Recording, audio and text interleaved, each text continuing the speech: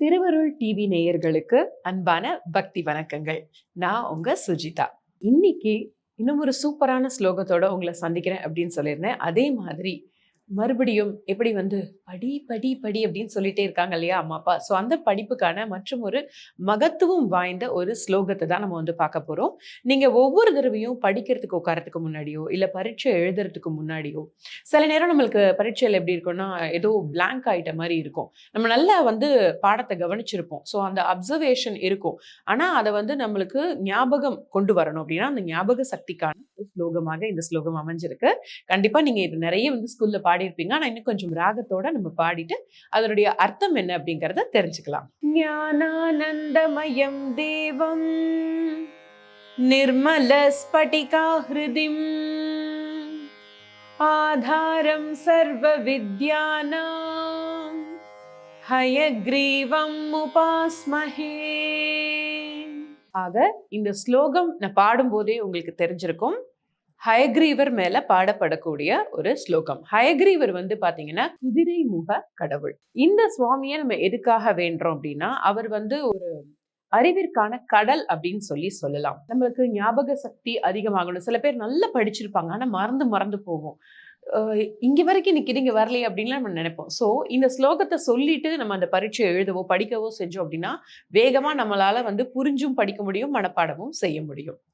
ஆக இந்த ஸ்லோகத்துக்கான அர்த்தம் என்ன, இந்த சுவாமியை கும்பிட்டா என்ன பலன்கள்ல கிடைக்கும் அப்படிங்கிறத நம்ம பார்த்துடலாம். ஞானானந்தமயம் தெய்வம், அறிவிற்கான ஒரு உருவமாக இருக்கக்கூடிய இறைவா, அதாவது ஹயக்ரீவரை இங்க குறிப்பிடுறாங்க. நிர்மல ஸ்படிகாஹ்ருதம், ஒரு கிறிஸ்டல் எவ்வளவு கிளியரா இருக்கும் இல்லையா? கிறிஸ்டல் நம்ம பார்த்திருப்போம்.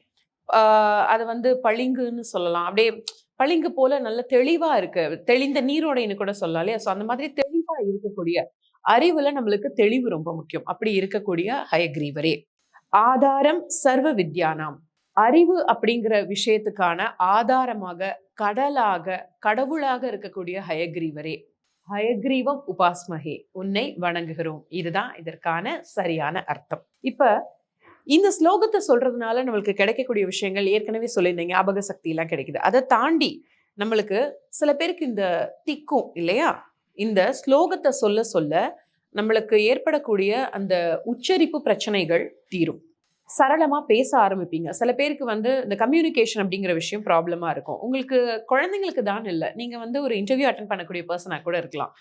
நீங்க சுவாமிகிட்ட நின்று இந்த ஸ்லோகத்தை அழகா மனசார நீங்க சொல்லிட்டு போங்க. உங்களுக்கு அந்த கான்ஃபிடன்ஸ் அப்படிங்கிறது கண்டிப்பா அதிகமாகும் அப்படிங்கிறதுல டவுட்டே கிடையாது. இதுல பிரம்மாவுக்கும் சரஸ்வதிக்கும் உறைவிடமாக இருக்கக்கூடிய ஒரு சுவாமி தான் இந்த ஹயக்ரீவர் அப்படின்னு நம்பப்படுது.